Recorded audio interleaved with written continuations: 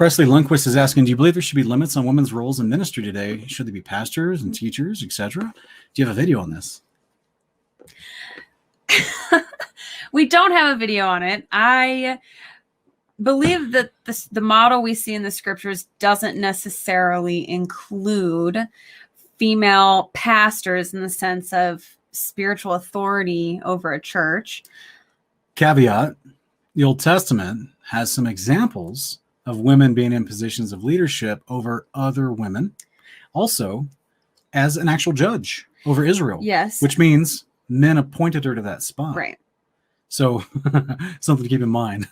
There's always usually a man in the mix of that hierarchy of structure, which is what the Father intended, right? Yes, and I'm sure Deborah was married and had her husband's approval for all of that. That's right. So, I mean, look at John the Baptist's parents, both Elizabeth and John, or Zacharias, were considered both really righteous, blameless even, doing the commandments of God wonderfully in their life. And in that same time period, there was another lady called Anna. She was called a prophetess, and she was working in the temple too. So the point is, women weren't excluded from the idea of being a prophetess even, or a judge, which is someone that would have to decide, case matter through the Torah over other people. But usually there's always other men around. There's always there's validation through the hierarchy of the man is usually the first elder or judge, who would then appoint others who, what's the big qualifier, sweetie? You got to know the Torah. Well, and that's what I was going to say. If we look at priests, women were definitely not priests and definitely could not be priests. And the priests were the teachers of the law. They supposed to be the first and foremost. They were the ones they were tasked with teaching the law to the people, and then it goes down the pike. And so a judge would know the law. Right. They have to know the law. But did a judge sit and teach the congregation the law? I'm not so sure, because it seems that the priests are tasked with doing that. And a female prophetess would have taught other women the law, which is what Paul talks about in Titus chapter 1. And so for me personally, that's why you guys don't necessarily see me on here all the time, because I don't feel it's my place to be the teacher or a teacher. Like, I feel like I'm supposed to be here as a counterpart to my husband and in service to you guys. And that's kind of how I look at it. I look at it as an act of service to others, and not necessarily that I'm sitting up here teaching with my husband per se. I know people are learning from me, and I'm not going to be one of those people that lives in denial and says I'm not teaching.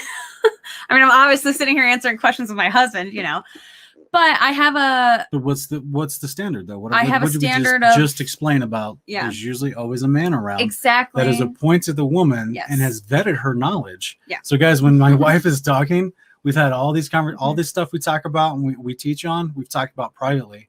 And I've shown her the scriptures if she had a question. And I went over it with great detail. You guys think I go into lots of references and scriptures and talk too long about stuff? Just ask her what happens behind the scenes when she asks me a question about the Bible. He'll come out. I'll be wrapping a pendant out in my little office, and he'll come out and say, "Hey, will you come here for 2 minutes?" And I'll say, "Is it really going to be just 2 minutes?"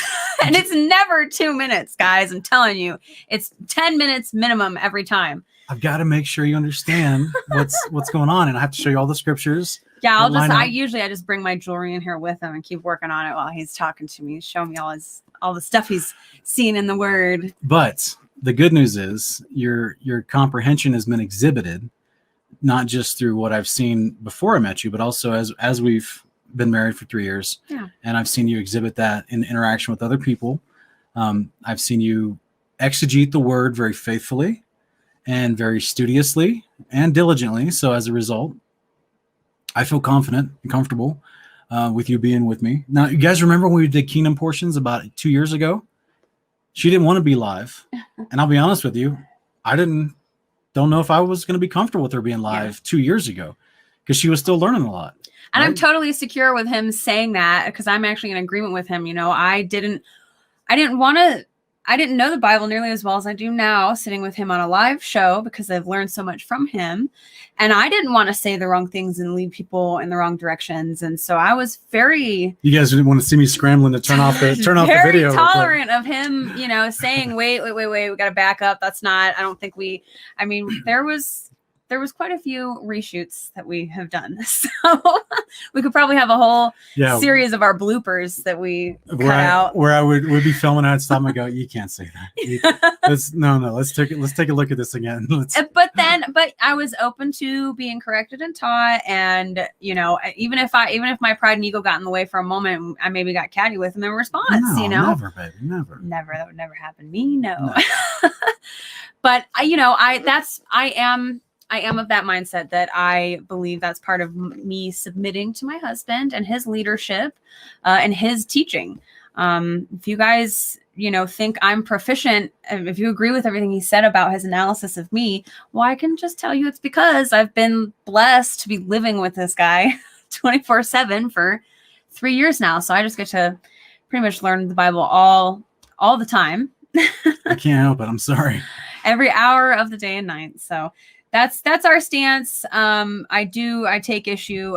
There was one time I went to a Hebrew Roots Fellowship recently, or locally, when I first came to Torah, and I went to this gathering at some house down in Loveland in Colorado.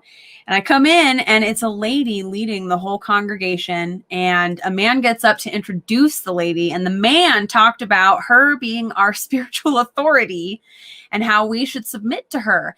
And that just, I just felt like I needed a shower after that. And I never went back to that congregation afterwards, because I also was a single woman, and I kind of, you know, was wanting that protective feeling of having men that were guiding me. Like I was seeking that. I think that's a good thing for women to seek. You just got to be careful of what kind of men are guiding people, because anybody, you know, can hop on YouTube or, you know, stand up at a pulpit. You just never know. We're on YouTube. Yeah.